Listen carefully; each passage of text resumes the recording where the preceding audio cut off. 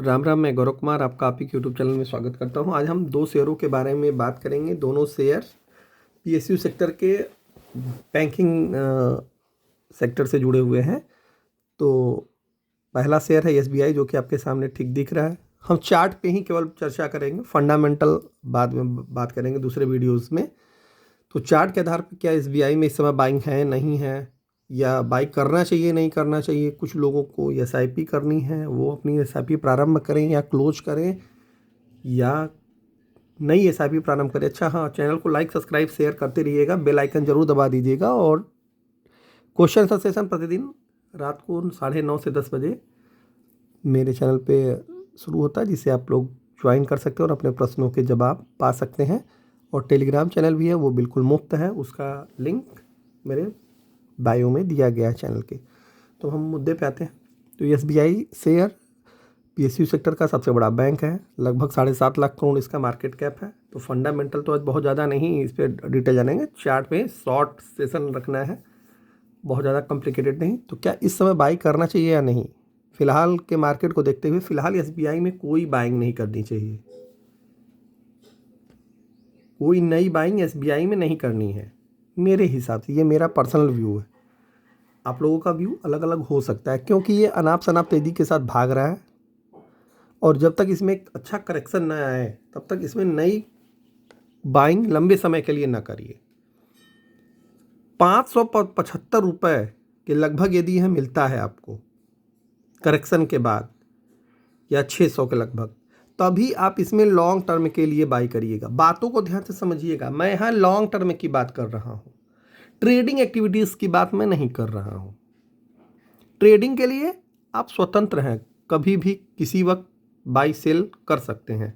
वो आपके बिल्कुल निजी विचार के ऊपर डिपेंड करता है। क्योंकि यदि मैं मना करूंगा कि ट्रेड मत लीजिएगा, तो हो सकता है कुछ लोगों को ये बातें अटपटी लगें, अरे ट्रेड लेने में क्या दिक्कत है। तो ये मैं बिल्कुल आप लोगों के ऊपर छोड़ देता हूँ। और रही बात मेरी, तो मेरे हिसाब से ट्रेड भी मत लीजिए अभी इस समय किसी भी बैंकिंग सेक्टर में। थोड़े मोड़े जो प्राइवेट सेक्टर के बैंक हैं, जैसे आईसीआईसीआई, एचडीएफसी, कोटक इत्यादि, उनमें थोड़ा आप देख सकते हैं। ट्रेडिंग के लिए, इन्वेस्टिंग के लिए तो कोई बैंक ही नहीं है अभी फिलहाल, क्योंकि सारे बैंकिंग सेक्टर एकदम ऐसे लेवल पे आकर के खड़े हो गए हैं कि समझ में नहीं आ रहा है कि क्या करना चाहिए क्या नहीं करना चाहिए। और 1-2 दिन की तेजी, फिर उसके बाद गिरावट, फिर 1-2 दिन की तेजी, फिर उसके बाद बड़ी गिरावट। सारे बैंकों के बारे में एसबीआई के साथ साथ सभी पे आरबीआई की पैनी नज़र बनी हुई। और गोल्ड लोन वाला जो चक्कर है ना, अभी वो और डेंट डालेगा इनके ऊपर। तो इसलिए थोड़ा बैंकिंग सेक्टर में सावधान रहिएगा, जिसमें से एक बैंक है एसबीआई भी, स्टेट बैंक ऑफ इंडिया। इसमें अभी आप ट्रेडिंग पोजीशन न बनाएं, और इन्वेस्टिंग का तो अभी भूल करके भी प्रयास न करें। ऑलरेडी ओवर, मतलब जिसे कहा जाता है बॉट हो चुका है ये। बहुत ज़्यादा इसमें कोई संभावनाएं अभी दूर दूर तक नहीं है। हाँ, अब वो अलग बात है कि तेजी पे तेजी, तेजी पे तेजी, जितना तेजी उतना ही गिरावट होती है। तो संभल करके बाई करने में क्या, हम महंगा शेयर लेकर के क्या करेंगे? थोड़ा इसकी वैल्यू एडजस्ट होने दीजिए, देन आप इसे बाई करिएगा। दूसरा शेयर, ये भी बैंकिंग सेक्टर से है। शेयर का नाम है बैंक ऑफ बड़ौदा, भारत का तीसरा सबसे बड़ा बैंक। और इसने निवेशकों को अपने काफी ज्यादा रिटर्न दिया है पिछले 5 सालों में।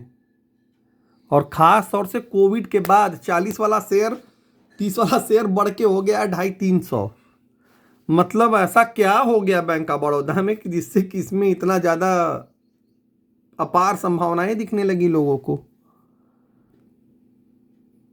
मुनाफा हो तो मुनाफा वसूली जरूर करें, ये मेरी व्यक्तिगत निजी राय है। और ट्रैप होने की संभावनाएं अब तगड़ी बन रही हैं बैंक ऑफ बड़ौदा में एसबीआई के साथ साथ। तो नई फ्रेश बाइंग लंबे समय के लिए, मतलब निवेश के लिए ना करें बिल्कुल भी, बैंक ऑफ बड़ौदा और एसबीआई दोनों में। और ट्रेडिंग के लिए आप लोग सेम वही जवाब देख सकते हैं अपने हिसाब से। मेरे हिसाब से ट्रेडिंग के लिए भी ये शेयर अब नहीं है, क्योंकि ये ऑलरेडी आप देख रहे हैं वी से भागा है, तो जाहिर सी बात है इसमें भी करेक्शन इंटैक्ट है इस लेवल पे। बैंक ऑफ बड़ौदा जब तक आपको 150 से 120 के लेवल पे नहीं मिलता है तब तक इसके बारे में सोचिएगा भी मत। लंबे समय के लिए, लंबे समय की मैं बात कर रहा हूं। ट्रेडिंग के लिए यदि आपको मोमेंटम है, चाहे नीचे की तरफ ट्रेडिंग, नीचे ऊपर दोनों की तरफ लोग करते हैं, शॉर्ट और बाई, मतलब वो तो अलग अलग चीजें हैं। तो निवेश के लिए बैंक ऑफ बड़ौदा और एसबीआई अभी दोनों एवाइड हैं। ट्रेडिंग के लिए आप अपने हिसाब से देखेंगे। क्यों? क्योंकि मैं यदि मना करूंगा तो ज़्यादा लोगों को अच्छा नहीं लगेगा। और 280 का इसका एक रेजिस्टेंस पॉइंट है बैंक ऑफ बड़ौदा में। उस रेजिस्टेंस पॉइंट को बार बार ये फेस कर रहा है, इसके ऊपर निकलता है तो आप ट्रेडिंग के लिहाज से अपनी पोजीशन देख सकते हैं। लेकिन मेरी हिसाब से ट्रेडिंग और इन्वेस्टिंग दोनों के लिए बैंक ऑफ बड़ौदा एवाइड है। हाँ, एसबीआई में 575 का लेवल याद रखिएगा। यदि वो उस लेवल पे आपको मिलता है तो आप निवेश के लिए सोच सकते हैं वहाँ से, अभी नहीं। भले से इंतज़ार करना हो, इंतज़ार करके, समय दे करके, पैसा अपने पास रखे रहिए, अच्छा समय मिलता है तब उसे आप बाई करिए। आज के लिए, अभी के लिए इतना ही। डिटेल फंडामेंटल एनालिसिस रिजल्ट आने के बाद किया जाएगा। चैनल को लाइक, सब्सक्राइब, शेयर करते रहिएगा और ऐसी इंफॉर्मेटिव और बहुत ही ज़रूरी वीडियोस ध्यान से देखते रहिए। क्या बाई करना है 100 लोग बताते हैं, क्या बाई नहीं करना है शायद बहुत कम लोग बताते हैं। उसी में से मैं भी हूँ। और कोटक बैंक, आईसीआईसीआई बैंक और रिलायंस पे डिटेल वीडियो मेरे वीडियो सेक्शन में डाला गया है, और विक्स पे भी उसे जाकर के जरूर देखिएगा। धन्यवाद। राम राम।